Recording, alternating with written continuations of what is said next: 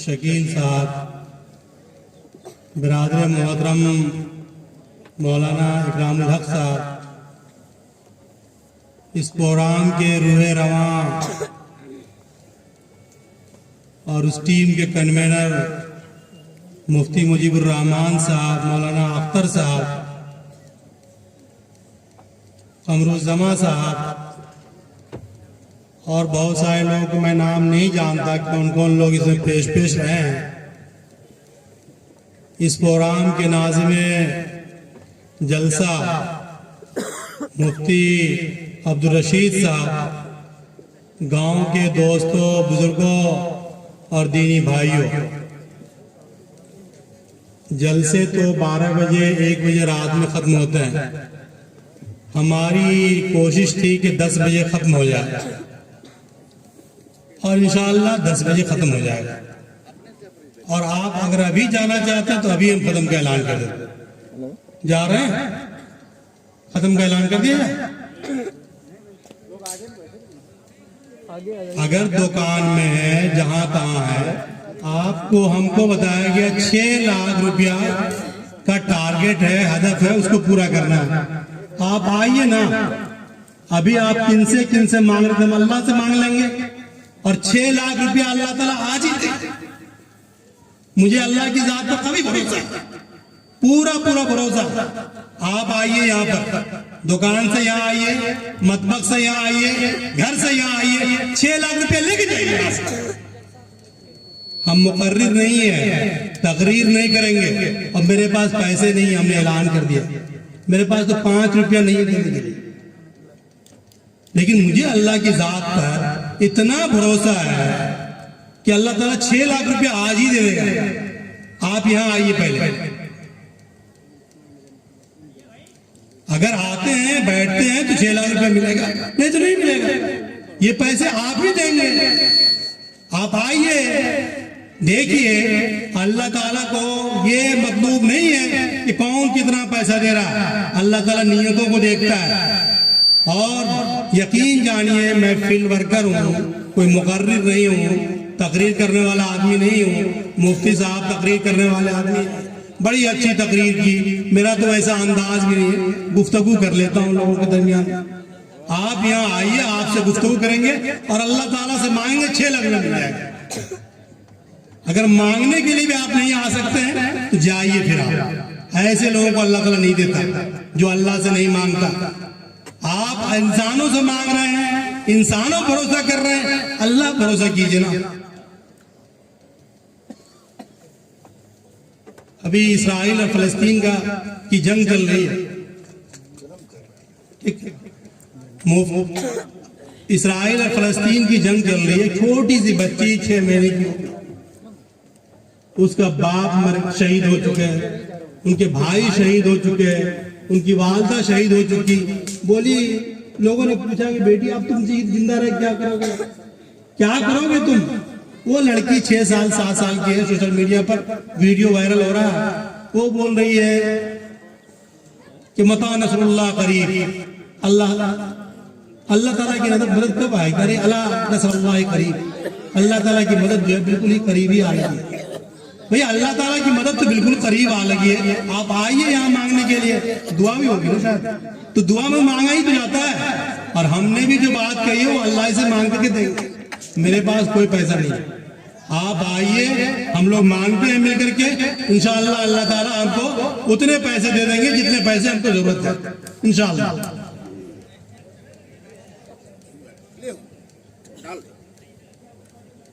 दूसरी बात यह है कि आज 26 जनवरी है, यौम जमहूरिया है। ये मस्जिद, मदरसे, मकातिब जो कायम है वो हमारे जमहूरी कदरों की बुनियाद पर, मुल्क के सेकुलर छवि की बुनियाद पर कायम है। और जैसे जैसे ये जमहूरियत खत्म हो रही है, मुल्क की सेकुलर छवि खत्म हो रही है, हमारे मस्जिदों पर, मदरसों पर बुलडोजर चल रहा है। आसाम में जाकर के मस्जिद बना क्या कीजिएगा, बुलडोजर चल जाएगा। ये बुलडोजर से कैसे बचा जाए, उस पर भी गुफ्तगू होनी चाहिए। आप आइए यहाँ पर, ताकि आपकी मस्जिद तामीर हो, वो महफूज रहे सब दिन के लिए। دوسری بات یہ ہے کہ جو بار بار علماء کرام نے انفاق کی بات کہی ہے کہ آپ پیسے خرچ کیجئے، مال خرچ کیجئے، یہ کس لیے خرچ کیجئے؟ آپ پیسے دیجئے اور مسجد بنے گی۔ یہ جو مسجد بنی ہوئی آپ نے پیسے دیے ہیں؟ یہ جو مولوی اکرام صاحب نے مدرسے بنائے آپ نے پیسے دیے کیا؟ مولانا امان اللہ صاحب نے مدرسے بنائے گاؤں کے لوگوں نے پیسے دیے کیا؟ بھائی وہ تو اللہ تعالیٰ دیتا ہے نا، اور اللہ تعالیٰ دے دے گا اور آپ محروم رہ جائیں گے، ہم محروم رہ جائیں گے۔ یہ انفاق، مال خرچ کرنا، یہ ہماری ضرورت ہے، ہماری تربیت کا حصہ ہے۔ کہا گیا مسلمان کافر نہیں ہو سکتا، مسلمانوں کو کفر کی بیماری لاحق نہیں ہو سکتی۔ ایک بیماری لاحق ہو سکتی ہے، نفاق کی بیماری۔ نفاق کی بیماری مسلمانوں کو لاحق ہو سکتی ہے، اور نفاق کا مکمل علاج آپ پوچھئے یہاں پر علماء کرام بیٹھے ہوئے، وہ انفاق ہے۔ سورہ حدیث سے لے کر کے 10 سورتیں پڑھ لیجئے، موقع ہی نہیں ہے بات کرنے کا۔ 10 سورتوں میں صرف نفاق کا علاج جو انفاق بتایا گیا، نفاق کا صرف ایک علاج بتایا گیا، انفاق۔ نفاق یہ کفر سے سخت چیز ہے، خراب چیز ہے، اور منافق جو ہے سب کچھ کرتا تھا، نماز بھی پیش رہتا تھا۔ رسول اللہ صلی اللہ علیہ وسلم جب خطبہ دینے کے لیے کھڑے ہوتے تھے تو سامنے میں جو منافقوں کا سردار تھا عبداللہ ابن ابی، وہ کھڑا ہوتا کہتا کہ میں گواہی دیتا ہوں کہ آپ اللہ کے رسول ہیں۔ لوگوں کو بہت غصہ آتا تھا یہ منافق کھڑا کیوں ہو جاتا ہے، لیکن رسول اللہ صلی اللہ علیہ وسلم تو سب کے لیے نرم دل تھے، ان کے لیے بھی نرم دل تھے، لیکن وہ آدمی مال خرچ نہیں کرتا تھا۔ آج بھی جتنے بخیل لوگ ہیں یقین جانیے وہ مال خرچ نہیں کرتے، اور وہ مال خرچ کرنے کے لوگوں کو تلقین کرتے ہیں۔ نمازی مساقات وہ خوب خوب پڑھ لیتے ہیں۔ تو بہرحال یہ جو انفاق کا، نفاق کا علاج ہے وہ انفاق ہے، مال خرچ کرنا ہے۔ اور جو لوگ ابھی تو اعلان ہو رہا تھا، مولانا امان اللہ صاحب بول رہے تھے، جب اعلان ہوتا ہے نا تو لوگوں کو جوش آتا، اچھی بات ہے، وہ چندے دیتے ہیں، لیکن خفیہ چندے بہت کم لوگ دیتے ہیں۔ حدیث میں کہا گیا ہے کہ 7 لوگ عرش الہی کی سائے میں ہیں، ان میں سے ایک وہ آدمی بھی ہوگا جنہوں نے دائیں ہاتھ سے مال خرچ کیا اور بائیں ہاتھ کو ہی معلوم نہیں ہوا۔ جب اعلان ہو رہا ہوتا ہے 10,000 روپے دیے، 25,000 روپے دیے، تو خوب خوب جو ہے لوگ لکھواتے ہیں۔ جب اعلان نہیں ہوتا تو چپ چاپ لا کے کوئی نہیں دیتا۔ اگر آپ کو کل قیامت کے دن جب یہ گرمی سخت پڑنے لگی ہے اور اس دن اور سخت گرمی ہوگی، اگر عرش الہی کے سائے میں رہنا ہے تو آپ کو خفیہ طور پر مال خرچ کرنا ہوگا۔ کیوں نہیں آپ مال خرچ کرتے؟ باپ کا ہمارا اور آپ کا مروسی ہے کیا؟ قرآن نے کہا اللہ تنفق فی سبیل اللہ وللہ میراث السماوات۔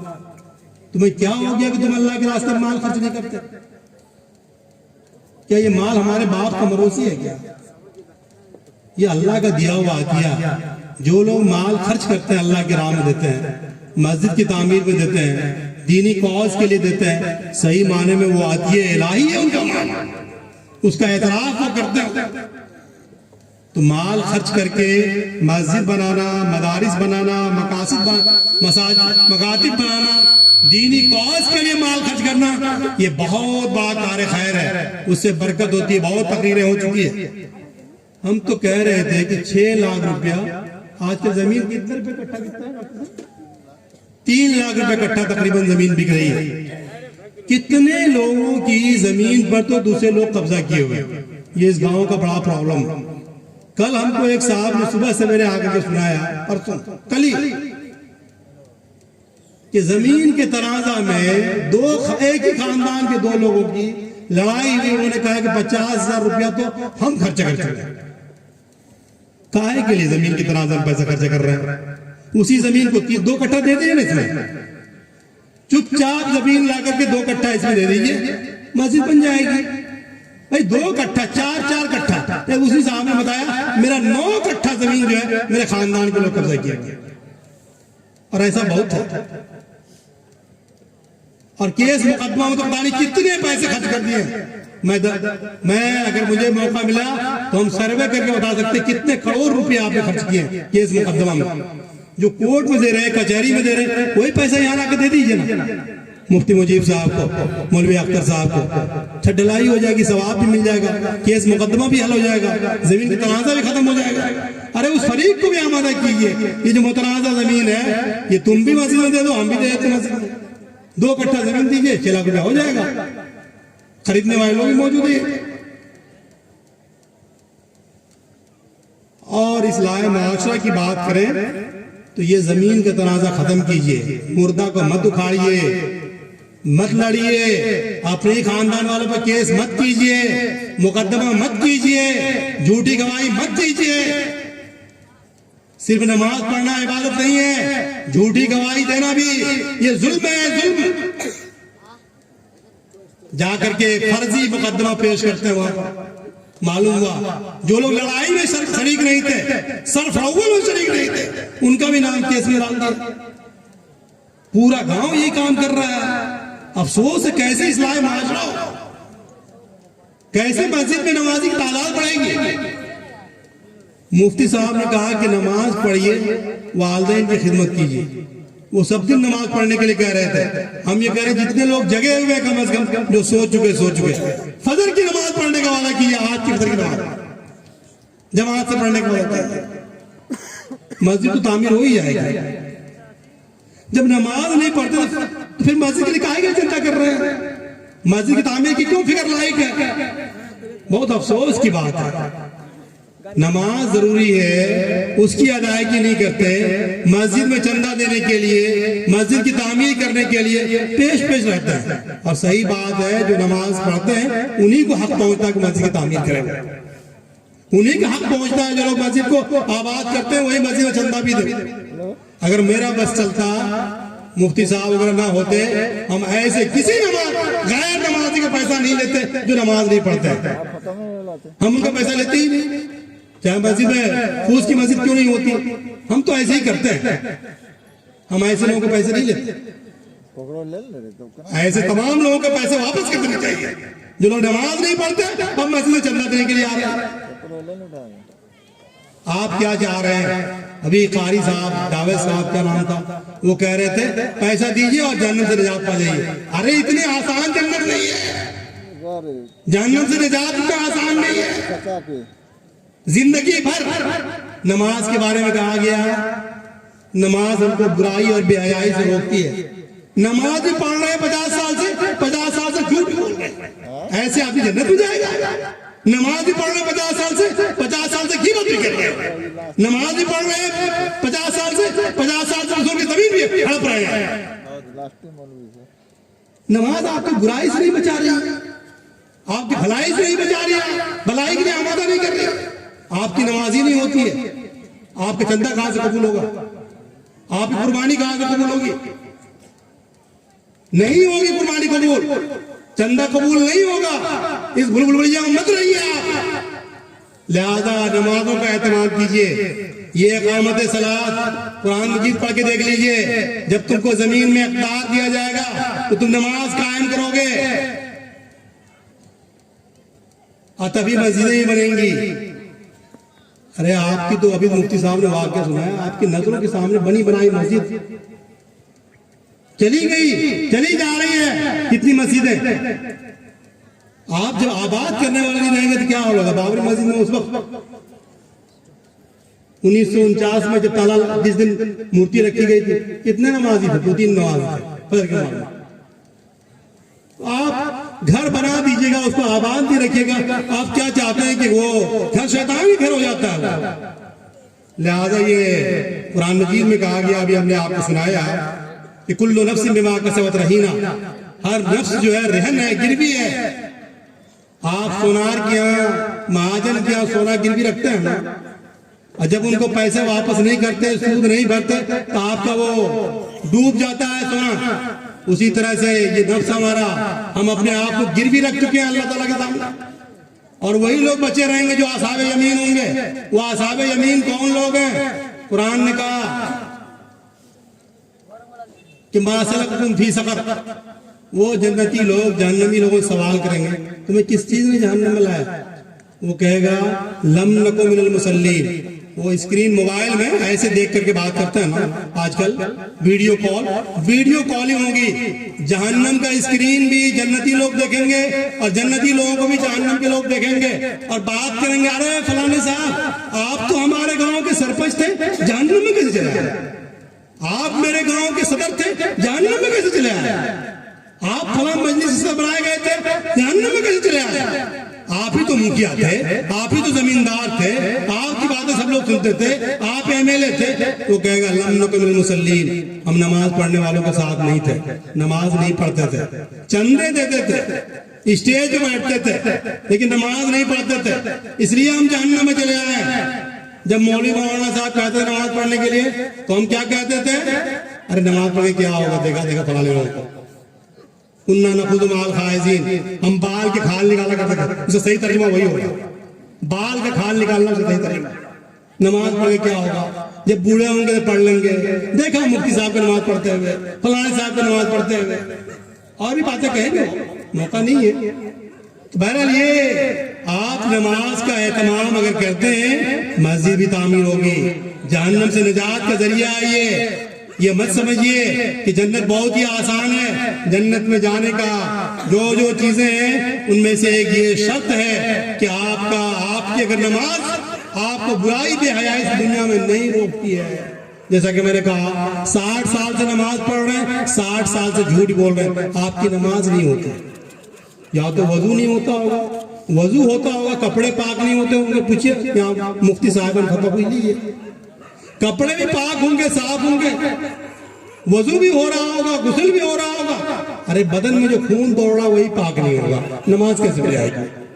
کوئی اللہ کے کوئی مفتی صاحب نہیں ہے کہ جو ظاہر و فتویٰ دیتے ہیں یہ دے دیں گے۔ آپ کی نماز غلط کھا کر کے آپ چاہ رہے ہیں کہ نماز پڑھیں گے، نماز برائی بے حیائی سے روک دے گی، رزق حرام کھائیں گے، سودی کاروبار کریں گے، جھوٹ بول کے پیسے کمائیں گے، غیبت کر کے پیسے کمائیں گے، فراق کر کے پیسے کمائیں گے، لوگوں کی زمین دبا کر پیسے کمائیں گے، اور کہیں گے نماز ہو جائے گی۔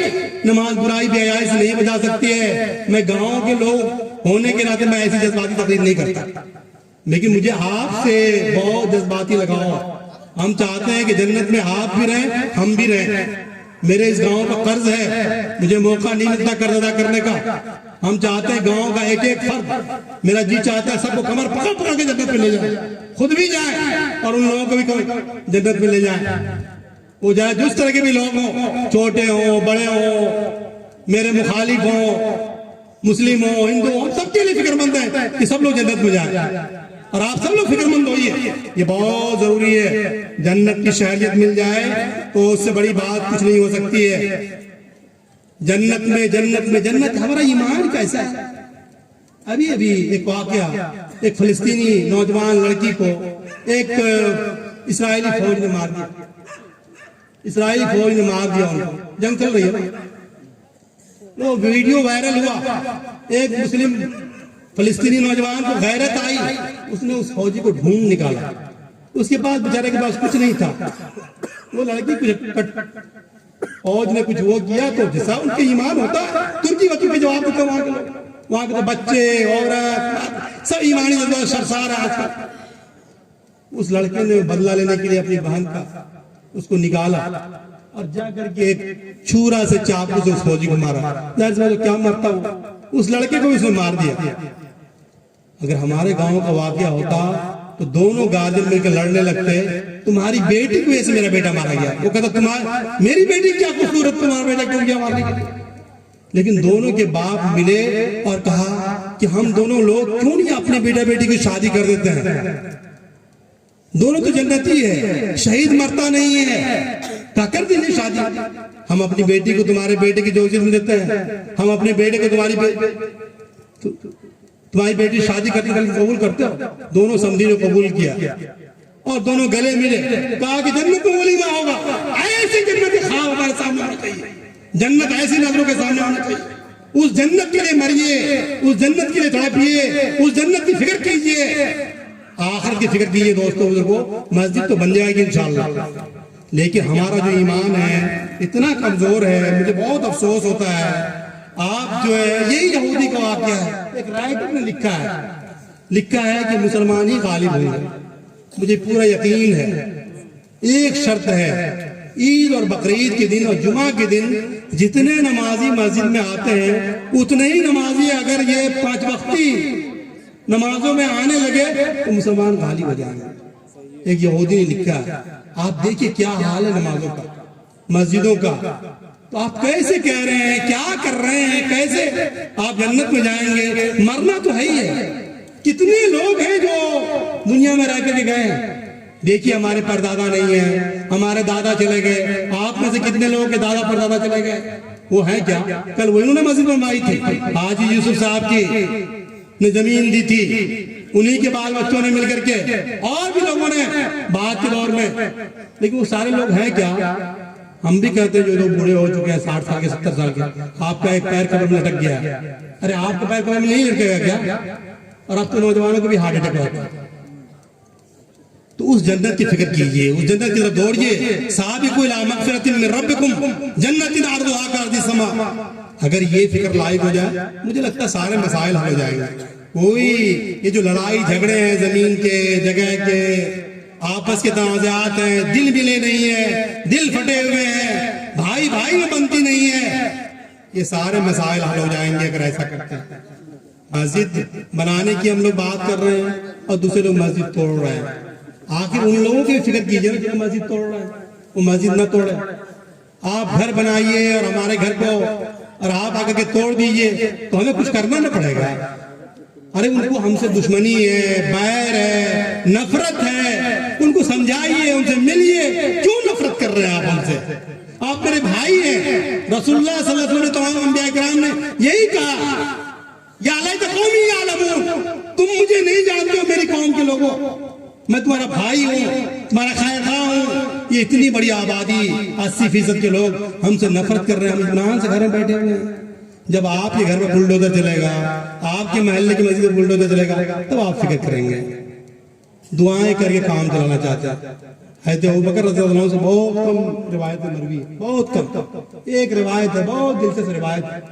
حضرت ابوبکر رضی اللہ عنہ فرماتے ہیں کہ تم لوگوں کو معروف کا حکم دینا چھوڑ دو گے، لوگوں کو منکر سے منع کرنا چھوڑ دو گے تو تمہارے اوپر ظالم لوگ مسلط کر دیے جائیں گے۔